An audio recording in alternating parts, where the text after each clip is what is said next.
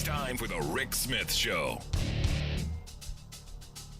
Now, here is the voice of the working class, Rick Smith. And welcome, brothers, sisters, working class heroes. This is the Rick Smith Show.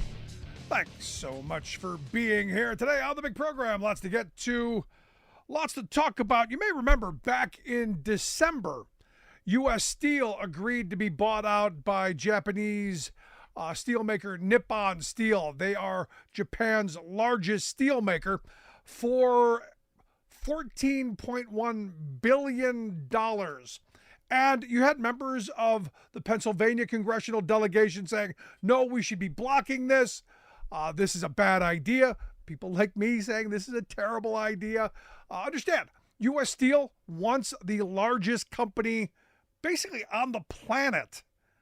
Now, they've been in decline for years, and now you have this formerly iconic 122-year-old company, one of the nation's first major conglomerates, a symbol of American might and productivity, product power, being sold off to the highest foreign bidder. And I would argue for not very much.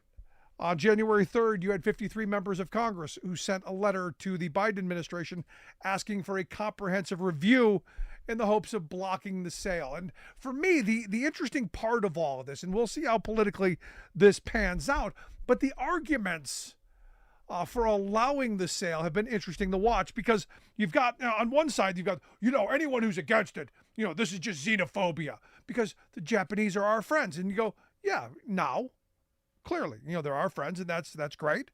Now, on the other side, you have some who have said, it's just business.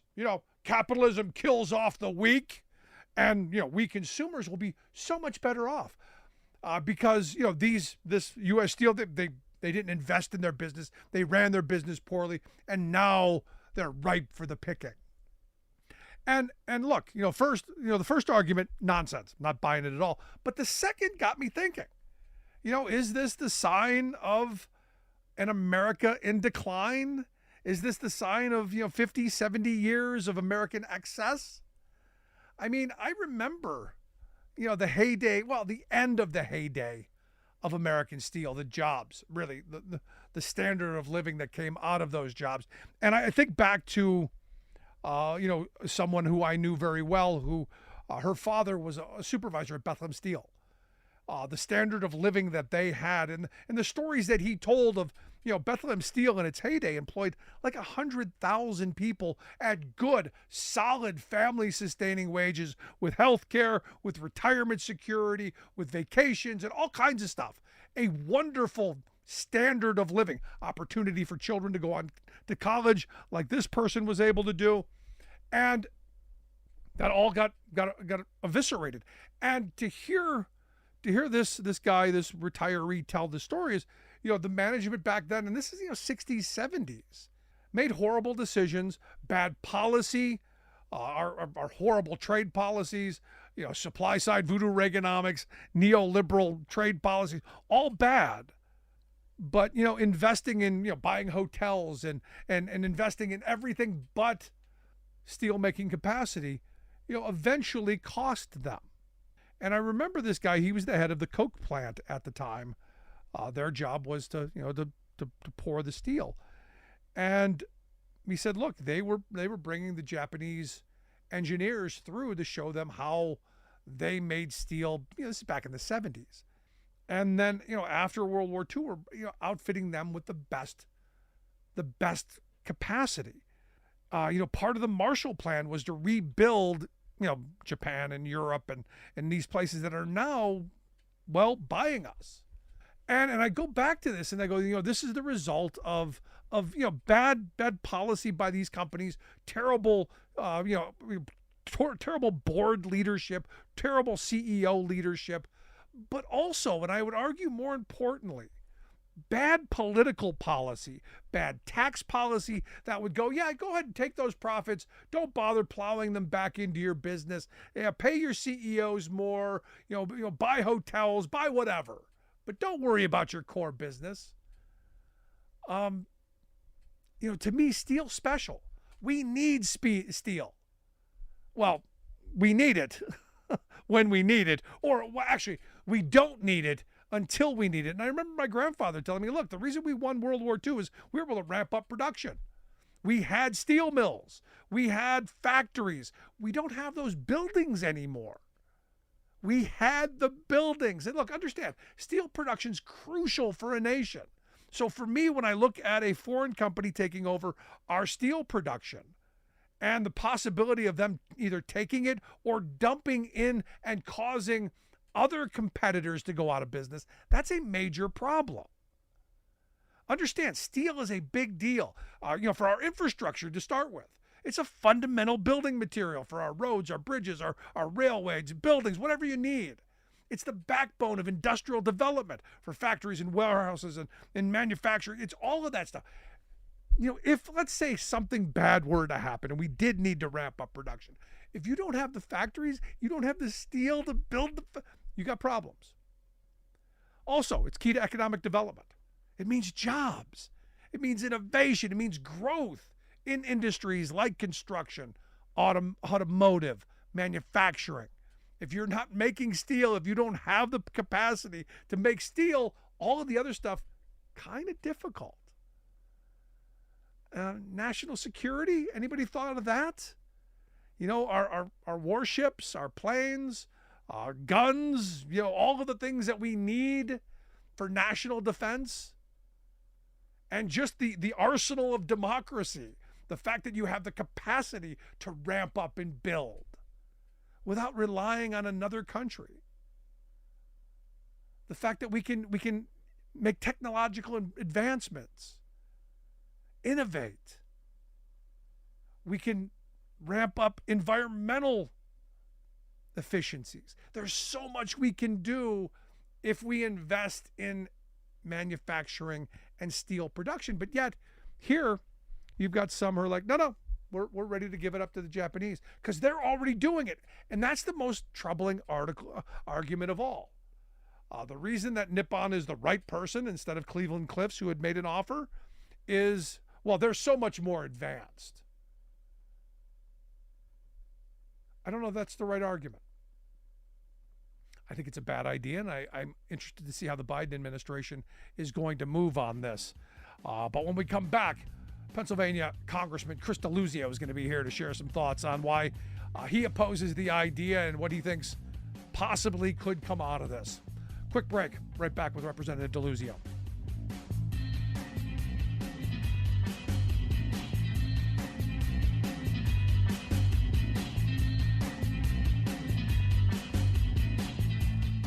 We are AFGE, the American Federation of Government Employees. We represent 700,000 federal and D.C. government workers who are the vital threads of the fabric of American life. We support our nation's military. We take care of our nation's veterans. We protect our nation's borders. We respond to our nation's crises and natural disasters. We provide services to our nation's seniors. The American Federation of Government Employees. We work for America.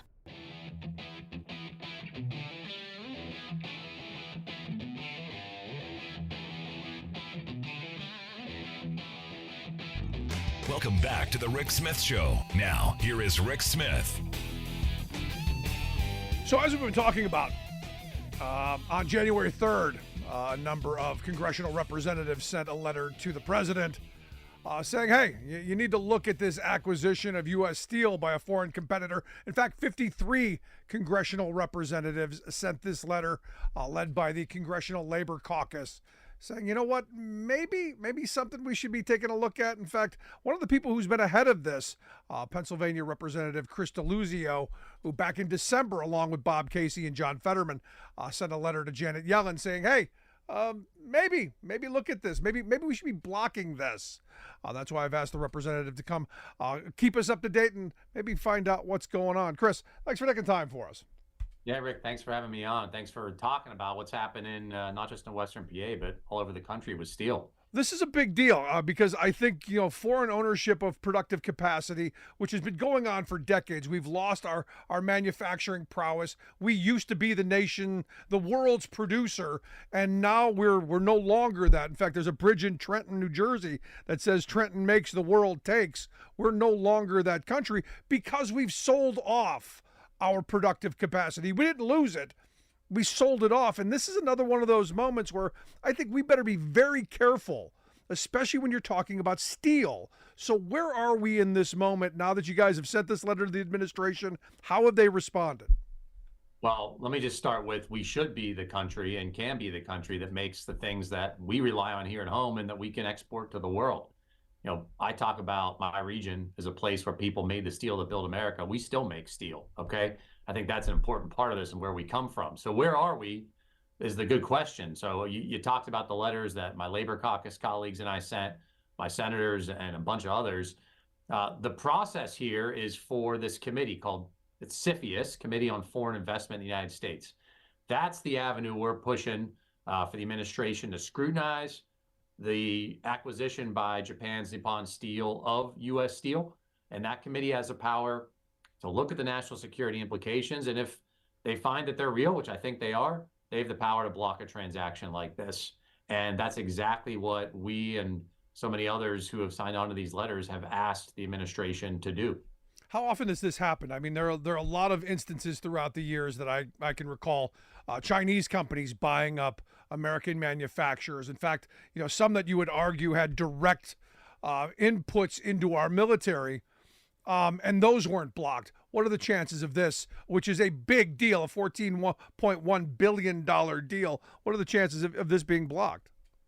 I don't want to handicap this thing because I don't know exactly how this could play out. But what I will say is I think for way too long, talking decades, this country has not taken seriously enough our own domestic manufacturing, our own industrial base, our defense industrial base. You talk about consolidation in industries. Well, look at defense. I mean, we've seen the prime contractors there go down 90% since the 90s. You've got oftentimes parts and components and weapon systems with just a couple or a few companies submitting bids. That's a problem for our national security, as it is to see more and more manufacturing capacity go overseas or to foreign ownership. And that takes us right back to steel, which is something we rely on for defense. We need it for our infrastructure and so much else. And to see foreign control, that's an obvious foreign or obvious national security concern for me, even if it's a friendly country like Japan. Patriotism and commitment to this country has to mean something. And certainly when we're talking about something as important as steel that we rely on for our defense and so much else. What do you say to the first response to those who were in favor of this? In fact, I saw, well, it's all xenophobia. If you're against this, it's xenophobia. So a response to that? Look, let's start with the buyer here, Nippon Steel. This is a company who's been found to engage in illegal trade practices around steel, dumping steel into this country against our trade laws. And I think most Americans understand that our defense industrial base and many other sectors of our economy require us to make some things here at home. And steel is central to building so much. Certainly there's a defense piece of that, our infrastructure, you name it. And you think about a company like U.S. Steel. They've benefited tremendously from the Inflation Reduction Act. They've benefited tremendously from the infrastructure law and its spending. They've benefited from the tariffs from President Biden and President Trump. This country has given a lot, and not just this country, a lot of the people who I represent who toiled for generations, working hard, fighting for rights on the job in a union. The steel workers are giving a lot to U.S. Steel, giving a lot to this country, and something has to matter more than just chasing the absolute maximum profit. Shareholders matter. They aren't the only thing. Workers matter, communities matter, and this country matters. I think that we've just seen this crazy shareholder profit maximization thing take over. And you've even got the business roundtable now, hardly some progressive group saying, hey, stakeholders other than shareholders also got skin in the game and also matter in all this. Yeah, but Chris, that was pre-pandemic. That was so ancient ago. That was 2019. Back when they claimed they learned their lesson. I don't buy that anymore. They showed us their true colors. But here's the thing. One of the arguments that's being made to allow this to go forward, and this is the most troubling part of this for me, is that Nippon is so much more advanced. Their technology is better. They make better steel. It's going to raise the production levels. It's going to give the United States better steel. We're going to get cheaper steel. It's going to be all of the arguments that the privatizers have made for everything that we sell off, that we're going to get it better, faster, cheaper, all of that, those sales tactics. But the scary part is they're not entirely wrong, that we have fallen behind in a lot of technology in these areas and in our productive capacities because we haven't had an industrial policy, I would argue, until this administration. And that has been one of, I think, the sea changes to see an administration and a Congress, the last Congress, embrace industrial policy. People used to be afraid of that. Well, you know what? We need to make stuff and support our industries to compete globally. I think that's a basic idea that most of the American people agree with me about, and frankly agree with President Biden about. You know, you saw it with the Inflation Reduction Act, CHIPS and Science Act, and of course, you know, the infrastructure law on its own. We're doing some of this, and we should. And it also goes to global competition. You know, it's one thing to say we can compete fairly with whatever country or company there is. It's another to expect us to say, hey, we have fair trade, when the other side of that trading bargain is a country that dumps, that subsidizes, that exploits their workers, that has no environmental rules. That's not fair trade. And that's often what, for decades, folks in Washington outsourced our manufacturing prowess to, letting companies chase the cheapest labor and the weakest environmental rules they could. I've been saying for virtually every day of doing this program for the last almost 19 years that I'm a firm believer in domestic production for domestic consumption. We make what we need. We trade for the things that we cannot make. And I don't believe there's anything that we can't make. And going forward in that ideology and that belief structure, and I think the administration, with their thought process of reshoring some manufacturing and the way that we're about to start rebuilding our infrastructure, that could create millions of good-paying union jobs, could have a massive reverberation across our economy, and recreate that prosperous working class that our grandparents' generation had. For me, that's moving the economy in a good direction, in the right direction. And redirecting our economy away from what got us into the mess that we've been struggling under for the last 30, 40 years. And I know there's some growing pains that are going to happen, but I think it's putting us in the right direction. So I think that we need to maintain our domestic capacity and not keep selling off our soul bit by bit. Yeah, and Rick, look, we can go look at what happened when, in the decades and years that followed the decisions to do what you just described, right? To offshore all these jobs, to crush good, solid manufacturing union jobs, to let Wall Street push companies to chase the cheapest labor and weakest environmental rules. What happened? You gutted tons of communities, many of which are in places like Western Pennsylvania. Folks saw rising inequality, less power and say on the job, slower growth, weaker purchasing power. It didn't work. Well, it worked if the idea was to maximize profits and make the people who own these companies increasingly richer. It did not strengthen our economy. It made growth worse, and it hurt workers and communities. Yeah, by the way, the workers in the communities who sacrificed a lot to build this country. So we're turning the ship around, and we should. And I'm going to keep pushing any administration to do exactly that. It's the right thing. No, this is where, again, I'm a big supporter of the Biden administration because I do think that they are turning the ship. That they are moving us away from the neoliberal policies that got us into the mess that we're in. And I would, and away from the supply side voodoo Reaganomic policies that got us where we are. And I say part of what we need to start doing is stopping these buying up of our productive capacities, and also using our antitrust laws and updating our antitrust laws to start breaking up some of the monopolies that we already have and not letting new ones. We need to be bringing competition back to our economy and creating an environment where we can, we produce our own stuff and we have an economy that works for Americans. Yeah, look, I think you're right to bring in the antitrust piece of this. Competition, I think, is a fundamentally American idea, right? We all know that. Small businesses get squeezed every day by whether it's Amazon or whoever else is a massive monopolist and player. And that consolidation, whatever industry it is, you see it, you look. There's more power to set prices and rip people off and price gouge. And I'll give an a nod to my senior senator, Bob Casey, who's been digging in on a lot of this, what he's calling greedflation and otherwise, of where there is more power, where there's consolidation. These folks are passing on price increases to all of us because they can. Many of them brag about it on earnings calls with Wall Street, about their ability to pass on price increases beyond inflation or beyond the increases in the cost they're seeing. It is a policy choice, and it's one I disagree with. And I'm glad to see some interest all of a sudden in antitrust and taking on these powerful companies to frankly give more competition in there. Yeah, it's something that I've been screaming for, I don't know, for all 18 years, because you can't have the kind of outweighted power. The pendulum cannot swing too far to one side or the other. I don't want labor to have all the power. I don't want to have corporations have all the power. I want to find that sweet spot where we all do better when we all do better. Yeah. Well, and look, it's not just that it hurts consumers. It's not just that it hurts workers. It's not just that it hurts suppliers or competitors or small businesses. It's that it hurts all of them, right? When you have some firm or company that's got this kind of power, they hurt every single piece of the economy they deal with. And so that competition is important, and it really, helps workers, consumers, and everybody else who's involved. Last question on this that I've got for you, because they've tried to minimize the national security component of U.S. Steel being bought up by Nippon. I've seen a number, about 3% of what U.S. Steel does is in the national security world. Are you concerned that that's the argument out there? Well, it's not a big deal. It's only 3% of what they do.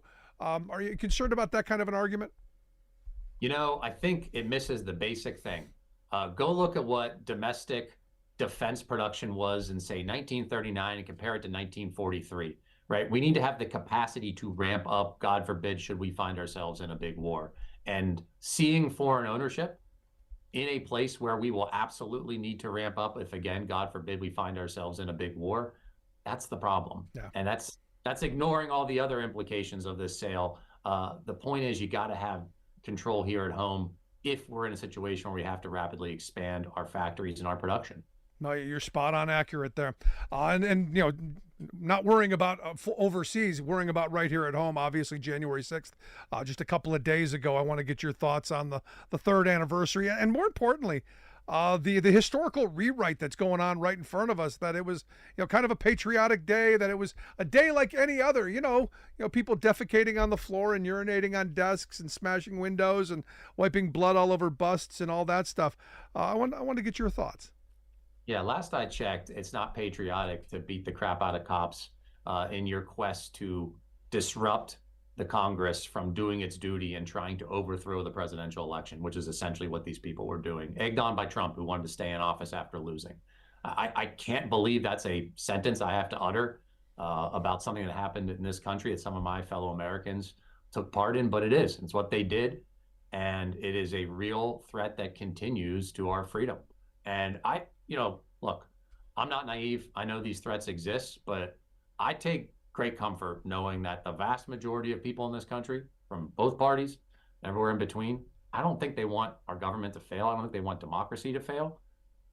Now, that's not a foregone conclusion that it'll succeed, but I think a lot more people are committed to it than the other way, and that gives me some hope here. Yeah, I keep asking the question, and I wish someone would ask, the tough guys like Jim Jordan and Mark Wayne Mullen, the people who are out there saying that it was just like any other day.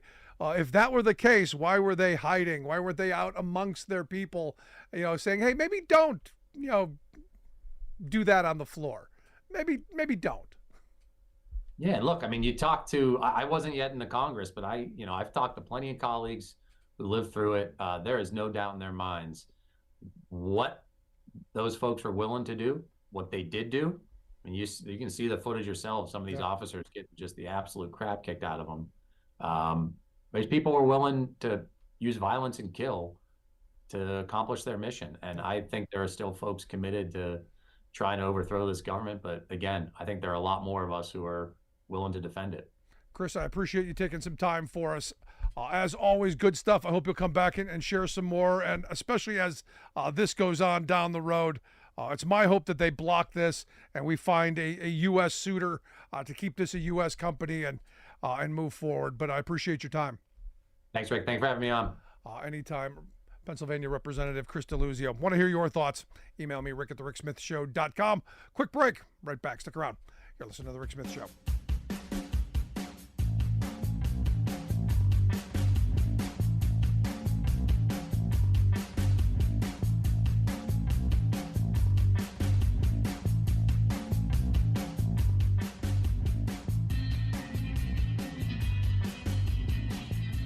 We are AFGE, the American Federation of Government Employees. We represent 700,000 federal and D.C. government workers who are the vital threads of the fabric of American life. We support our nation's military. We take care of our nation's veterans. We protect our nation's borders. We respond to our nation's crises and natural disasters. We provide services to our nation's seniors. The American Federation of Government Employees. We work for America.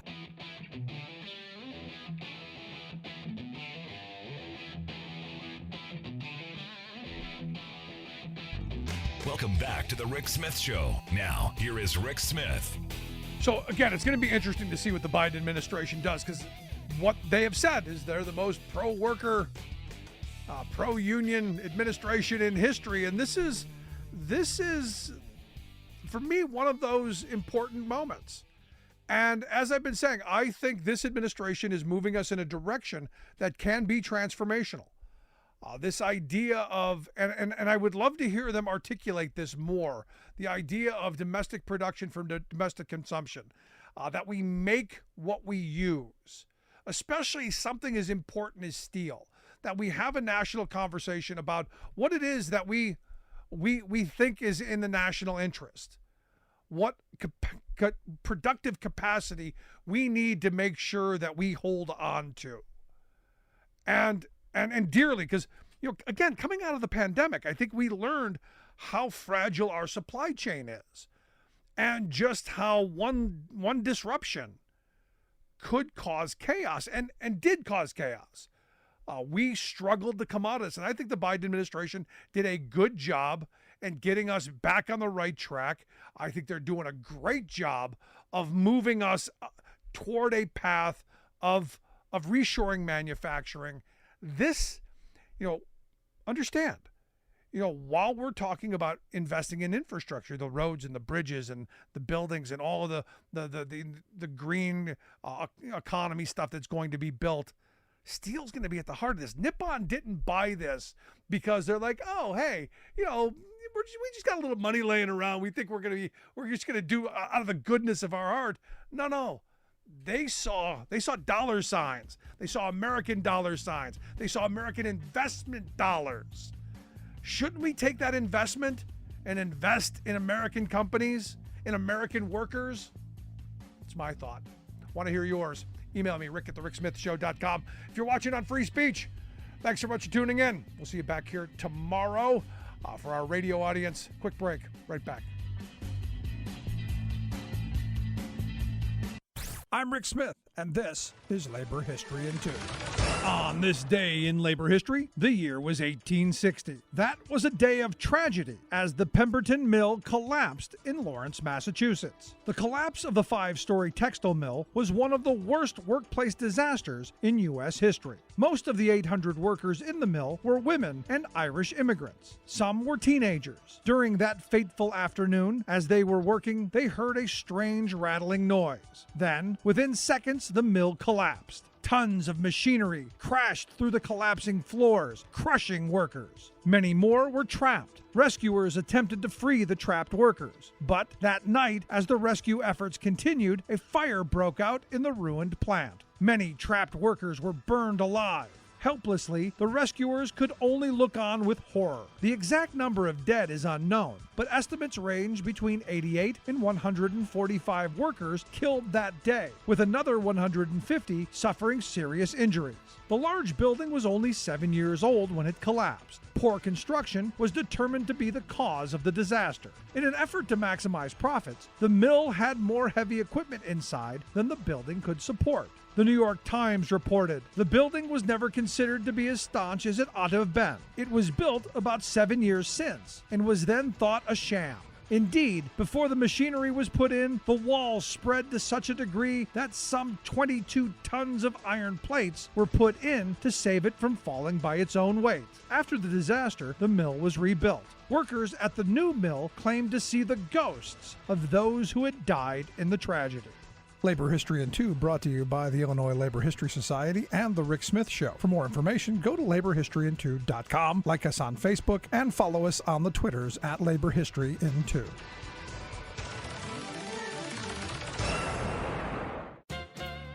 In the serious business of politics, a little humor can be your best friend. I saw its impact 30 years ago in Austin, when a group of young, irreverent democracy activists decided to try limiting corporations and lobbyists that were drowning our local elections in their special interest campaign cash. The upstart group gave their grassroots effort a name that was a bit whimsical, yet pointed: Austinites for a Little Less Corruption. It caught on, even though the entire corporate, political, and media establishment united in furious opposition to the reform. 70% of voters rather joyously shouted, "Yes!" Now, more than ever, we need to rally grassroots Americans in a high-spirited, openly rebellious campaign to save our people's historic democratic values. An autocratic coterie of plutocratic supremacists with unlimited corporate funding already dominates our elections, public policy agenda, and our highest courts. It's not a secret conspiracy. They're quite open about it. But forget the days of million-dollar corporate donations. The arsenal of the systemic corruptors has now been nuclearized. For example, wealth supremacist Charles Koch has just injected $5 billion in his 2024 political operation. It's hard to visualize how much anti-democratic firepower one gets by spending billions instead of mere millions. Think of the difference not in terms of dollars, but time. If you have 1 million seconds, that's 11 days. But 1 billion seconds, that's more than 31 years.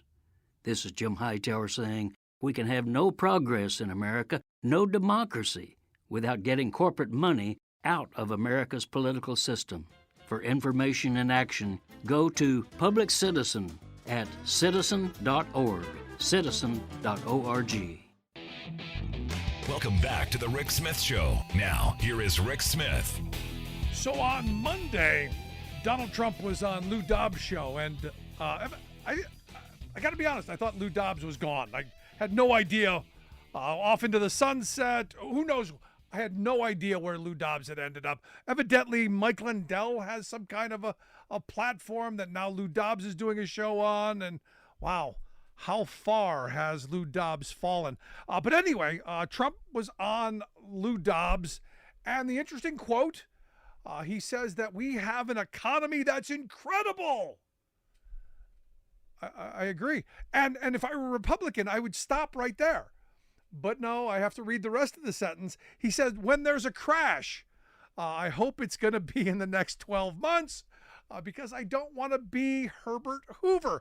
And my thought was, one, yeah, the economy's doing pretty well. I'm not quite unhappy. I think we're moving in the right direction. But two, kind of too late on the Herbert Hoover thing, Don. Do you not remember you leaving office with millions of people unemployed, an economy shut down, jobs being... Do you not remember? No, I'm sure you don't. Anyway, here to share some thoughts on, well, how the economy is doing, especially in the world of manufacturing. And that's why I've asked our good friend Scott Paul to come talk with us. Scott is the president of the Alliance for American Manufacturing, AmericanManufacturing.org, the website. Scott, thanks for taking time for us. Hey, Rick, it's great to be with you as always. So what do you think of Trump not wanting to be Herbert Hoover? Yeah, well, first of all, let me just say, I don't think it's good form for anybody to root for a crash anytime, and particularly for the timing. That's terrible. I think that it's highly unlikely that we're going to have this chaotic scenario with the economy that Trump seems to think that he's going to inherit somehow. The fundamentals are pretty good. I mean, it's really difficult to balance inflation, unemployment, all of that. And believe me, I'm not a fan of this fad. but they could have done a far worse job than they have right now. And there are some things to worry about, of course. There's no doubt about that. And there's obviously a lot of things that could go wrong. But if you look at the unemployment rate, it's low. If you look at some categories within the unemployment rate, like Black unemployment, for instance, it's almost historically low. There is a factory construction boom underway. There is some evidence, not enough yet, but there's some evidence that a bit of that supply chain reallocation is taking place. If you care about the stock market, that's doing reasonably well these days, and fuel prices are gradually coming down. And we're also bringing new independent renewable sources online every day. And so it's given the circumstances, Rick, and where we came from just a very short time ago, it's pretty remarkable. And just the last thing I will say about this is I'm willing to bet that of the nearly 200 countries around the world, that every one of them would want to have the American economy right now, because we are doing far better either from an unemployment or an inflation perspective than just about anywhere else in the world. I know last time we had a conversation, it was about what's happening in China, and that's looking downright scary. A lot of different ways. So it's this president, I think, has done a pretty darn good job of getting us that soft landing, which I don't know that we've ever achieved with respect to inflation, unemployment, and kind of like a surge in the money supply because of in order to recover from the pandemic, getting cash in people's pockets. It's been really hard. Yeah, I was just you said that the rest of the world is would be happy to have our economy. In fact, I was just reading a story about the World Bank saying that the global economy is weak, and they see the outlook for the coming year as well, for the 20s as a whole, as being bleak. And here we are, moving into 2024 and hopefully beyond with some optimism. And for me, the optimism is that we're changing, some of the bad policies of the past, reshoring manufacturing, investing in our infrastructure, ensuring that the jobs that we do in those areas are good union jobs. The executive order that just got finalized with project labor agreements over $35 million. I think those are good things, steps in the right direction. Yeah, they're not good things. They're great things. And I think it's, that's been the challenge that we've had, is that it hasn't been that over the last couple of decades, there hasn't been wealth accumulated in the United States. There's been a massive amount of wealth accumulated in the United States. It's just mostly gone to big corporations and millionaires. And it hasn't been evenly distributed. And so when you look at, wage growth compared to price inflation, for the most part, if you're an average worker, year over year, you've been left behind most years. And we just had some high inflation that's come down, but with those wage increases, we're now back in one of those periods where wage growth is better than price inflation. And so that means that's more money for the average person that they're feeling in their pocket, which is good and which is hard to achieve. And I'm just going to say, which if Trump were to enact his economic policies, and in particular, the tax cuts for corporations and the very wealthy, that exacerbates the inequality and the challenge, and it certainly doesn't help it. And we saw that the first go round, that having 2 doses of that would not be a good thing. No, we've seen this. We've seen this film. It doesn't end well. It ended with chaos, and I find it interesting that immediately Trump goes to the I don't want to be Herbert Hoover. I know he doesn't want to be, but you kind of are. You left office in disgrace, the only president in my lifetime to have not had a net increase in jobs during your 4 years, economic chaos, and left Biden with a massive economic mess to clean up, which they have done without complaint. I mean, that's the part that gets me. And this statement by Trump is, again, more narcissism, it's more about him than it is about us, the working people of this country. Yeah. Yeah, you're absolutely right. It's both about his kind of governing philosophy and his cult of personality and all of that. And I'm not going to delude myself into thinking this is going to be a data-driven election, that people are going to look at the numbers and say, things are qualitatively and quantitatively better, now than they were before. I mean, that's what the data shows. Certainly, it shows that. Getting across that in terms of, I think, values and relating to people and continuing to lean in on the populism are going to be very important for Biden to do, yeah. and to show that we have made some progress. There's a lot more to do, but that simply giving big tax breaks to the wealthy, big tax breaks to corporations, with respect to trade policy, to just saying I want a 10% across the board tariff rather than kind of articulating what your strategy is.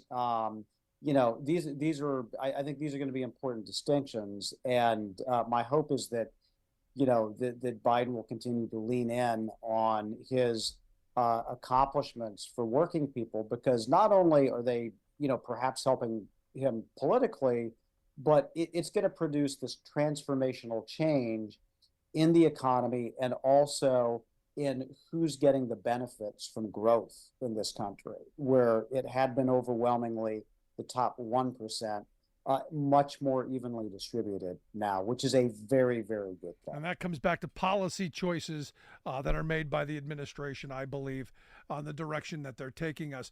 But again, I come back to those policy choices. And a moment ago, you talked about our supply chain and, how we're moving in that direction. The fact that, manufacturing jobs, we had a good year the year before last. Last year, not so much. Yeah. Do you see that as maybe getting back to something of normal? How are you looking at this data? We had a huge year, 1 year, last year, well, not so great. How are you reading that?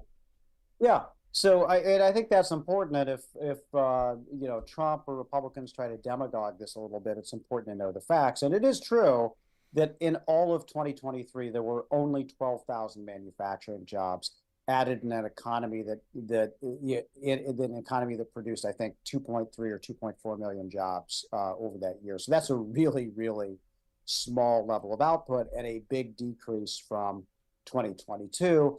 But there are a lot of reasons for that. One is that the goods frenzy, the buying frenzy that everybody was on, I'm getting this, I'm getting that, kind of dissipated, and people turned back to spending on vacations and services and other things. They went out again, right? And even hospitality and restaurants. And so that dollar was spent differently over the last year. I think it's also true that we still have a lot of folks in manufacturing who are older, who are retiring, and it's been harder to get young people into it. I think that's gradually changing. I mean, I've heard so many stories now of steel mills hiring workers kind of basically fresh out of high school or on a job, shifting jobs, in their 20s or 30s, where they're going to earn $80,000 and they got to do some training, but you're going to get a good union job with benefits. And so I think that's becoming more appealing, but we're not quite there yet. And then I do think, what the Fed was doing with interest rates and raising them so much also dampened some of the economic growth, and that had an impact on manufacturing jobs. I do think that this year is going to look different. And I'm hopeful it's going to look a lot better for manufacturing, because there is a lot of construction in factory towns of new facilities going in to make semiconductors, to make other products that might have been made overseas before, and to make clean energy things like solar panels and electric vehicles and batteries. And those factories are all under construction now, and so they're construction jobs. starting this year, there'll be manufacturing jobs, and I think that's gonna change this equation a little bit too. It'd be interesting to see. Now, is that because of the Biden policies? Is that because companies are looking at China with a jaundiced eye and maybe hedging their bets and putting manufacturing elsewhere? Or is it all of the above? Yeah, I think it is all of the above. So I think the public investment certainly helps because we're making our economy more competitive. We're creating more markets here than existed before. There wasn't a market really for clean energy manufacturing. Now there is. And those semiconductor factories probably would not be coming here on their own because they're very capital intensive to start up and you do need some assistance. But I do also think, and I know we've touched on this, that there is a change of thinking in some corporate boardrooms about mitigating risks. They're not all the way there, but I think some of them are at a tipping point where they don't want to run into the supply chain disruptions, and they are locating some production back here in the United States to hedge that geopolitical risk or some other black swan event. And so I do think that is a factor as well. But I will say that the U.S. I think now is a very attractive place to put a factory in. And unless you're solely competing on low wages, because we have high performing workers, we're going to have an energy advantage. We have the biggest consumer market in the world by spending power. And so there's a lot of reasons why you want to be here in the future. And there are more eyes every day that are opening up to that fact. But here's the thing, and I think you wrote about this recently. This does come back down to policymakers, though. This comes down to the people in D.C. continuing these policies, where come November, if there's a sea change and we wipe out the investments, we stop the infrastructure advancements, we gut the green investments, all that stuff comes to a screeching halt, doesn't it? Yeah, it does. Yeah, you'll see a lot of things just mothballed. And I don't hesitate to make that prediction because I think some of them are predicated on having that loan or that guarantee to start it up, until they build the market and the revenue, because there is a high barrier to entry for a lot of these big factories in the United States, and that CHIPS Act or that Inflation Reduction Act or the infrastructure investment, it's making a huge difference, Rick. And look, the Biden administration's Buy American policies. Look, there's a lot of rhetoric around it, but there's this administration's actually putting, as I understand it, and look, you're the expert here. As I understand it, they're actually putting some muscle behind it. Yeah, there's a much bigger market for public procurement for Made in America products than there used to be, and part of that is because of the volume. The size of the investment has increased. Part of that is because of the rules. More of the spending is subject to it, and so things like the broadband that's going, some aspects of the fiber optic cable, or other types of spending that are being done. There's Made in America requirements for those. So that's making a huge difference in creating that market here in the United States that just didn't exist before. Most certainly an important thing. And look, protecting our markets. And look, I've said all the time, I'm a protectionist. I'm not an isolationist. When I leave my house, I lock the door. I don't dig a giant moat around it, so that I'm isolated from everybody. But I do lock the door when I leave, and I do think we need to protect U.S. industry, especially vital industries, especially productive vital industries. And I look at this story. I don't know if you've seen this, this tin plant in Weirton, this Cleveland Cliffs tin plant. That's saying, look, we can't compete with these foreign companies who are dumping tin into this market, cheap tin that we can't compete with. They're asking the Biden administration to do something on it. What do we do in these situations where you've got both the steelworkers union and a company like this going, hey, a little help, something? Maybe stop this kind of mercantilist policy that's destroying good jobs and our manufacturing capacity? Yeah, that's right. I mean, there's a whole process set up for this, for what are called anti-dumping countervailing duty cases, where the company files them, they get adjudicated. There's supposed to be a very basic economic formula that's applied to it. But this gets caught up in politics, of course, and so all the consumers of tin, think of all the companies that have tin cans, right? Fought against this because this may raise their costs because they're not going to get below market kind of cheap prices for the inputs for the tin cans that they use. And they've been, they've been trying to wage a PR campaign saying that this is a terrible idea to put tariffs on this tin. But the fact is, and the finding was that it was dumped. It was coming from a lot of different places.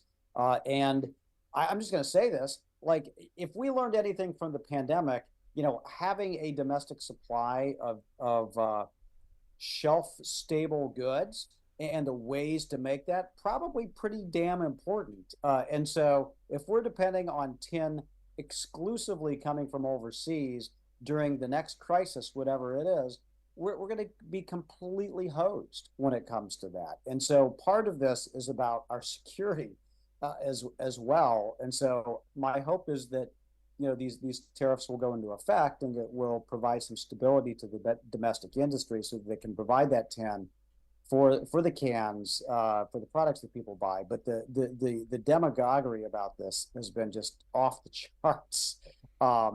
About from the brands that buy the tin. They're just apoplectic that they'd actually have to pay a market price for it, Rick. But what do you say to the person, Scott, who goes, well, if we can get it cheaper, cheapest price, it's capitalism after all, Scott. The lowest bidder gets the contract. What's wrong with a country like China or South Korea subsidizing their tin industry and consumers benefiting? Cheap is great until you find you yourself don't have a job because that mill closed down the street and you depended on those paychecks for whatever business you own. Cheap is great until you can't get that product because it's not made here anymore. There's no way to get it here because the ship's stuck somewhere or is diverted to another market. So there is a trade-off here. And the issue is that our companies, have to play by these market rules and others don't necessarily have to. And so that's why you have these trade laws and the tariffs to balance it out. Yeah, and it's also great, until when your company goes out of business and then they triple the costs because you don't have the ability to produce it. Which, again, is the reason that I'm a firm believer, and we talk about this all the time, I'm a firm believer in domestic production for domestic consumption. You can make a tin can here, Scott. We should do it. Yeah, I hear you there. And you made a great point is that, they love to knock their competitors out of the market. And then once they've cornered the market, they'll raise the price. So it's the trade laws should work. They shouldn't be politicized. And I hope that in this case and in others, that they're, adjudicated fairly and we provide some stability because history's shown that you can stabilize the market if you have that right foundation in place. And so that's the important message. Good stuff, Scott. Appreciate the time as always. Great stuff, my friend. Thank you, Rick. Thanks so much for having me on. Appreciate it. As always, our good friend Scott Paul, president of the Alliance of American Manufacturing, AmericanManufacturing.org, the website. Make sure you check out their website. We'll get links out on social media. Quick break. Right back to wrap things up. Stick around.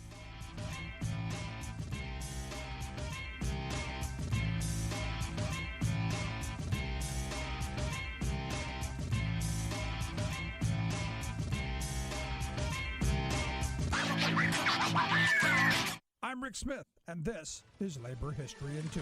On this day in labor history, the year was 1885. That was the day that Toynbee Hall, the first university settlement house, opened its doors to the poor and working class communities of East London. The Industrial Revolution had created a new set of social conditions, those of high unemployment and slum housing, crime, and infant mortality. The vicar of St. Jude's, Canon Samuel Barnett, and his wife Henrietta hoped to combat poverty by having students settle in with the poor and working class to provide services and fight for social reforms. They named the settlement house in honor of their friend, economist, and labor leader Arnold Toynbee, who helped to organize trade unions and establish public libraries throughout East London.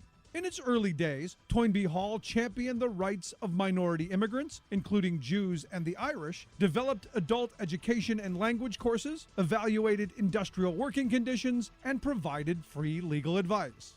More aligned with liberal rather than labor politics in Britain, reformers at Toynbee Hall looked to build the health of the nation by fighting for welfare reform legislation. It became a public forum for political debates and historical societies, and blazed the path for the rise of the settlement house movement in Britain and the United States. 3 years after its opening, Jane Addams would open Chicago's famed Hull House. Other settlement houses, like the Henry Street settlement in New York City founded by Lillian Wald, would soon follow. Though bombed in the Nazi Blitzkrieg in 1940, Toynbee Hall continues its vision of a future free from poverty and its mission to support people and communities to break down the barriers that trap them in poverty in a bold, engaged, and open environment to this day. Labor History in 2 brought to you by the Illinois Labor History Society and The Rick Smith Show.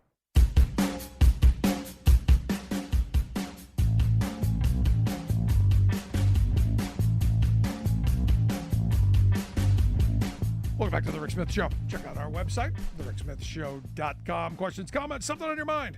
Email me, rick at thericksmithshow.com. So, look, as we were talking about, this idea of domestic production for domestic consumption is for me a central issue. And it always has been. It's been one of those things that I've talked about for years, and I think is policy-wise incredibly important for the sole purpose of, look, once you lose productive capacity, once you can, and we learned this during the pandemic, once you can't get it, once you don't have it, once you can't ramp up production, the prices seem to go up. Think N95 masks. Couldn't get those. We could KN95s, cheap Chinese knockoffs, but couldn't get the N95 masks. Think about all the things that we couldn't get, and we couldn't ramp up production because there was no factory here. This is the lesson we should have learned out of the pandemic. Now, I fear we've learned a lot of the wrong lessons. I hear a lot of my red hat friends whining, oh, they maybe got a vaccine. And just crazy nonsense without learning the real lessons in this. I'm a supporter of border controls on a lot of things. Goods, services, money. We should be talking about that as well. But we're not, because the moneyed interests don't want that. The moneyed interests, well, that doesn't help them. They want to make sure that, well, profitability is what it is. But I go back to the quote I started off with Scott Paul, with Donald Trump saying that he doesn't want to be Herbert Hoover. And as I've said, too late. You lost millions of jobs at the end of your term. Yes, there was a pandemic, but you screwed it up. You were the guy in charge. The buck stopped with you. And Biden cleaned up the mess. I go back and I think about what would have happened had Trump been president during those initial days, and what kind of chaos this reopening would have been, and what kind of grift. There's a lot of money that went into the hands of our billionaire friends that shouldn't have been. And speaking of the pandemic, I've got a lot of friends who think it's all over. They don't even talk about it anymore.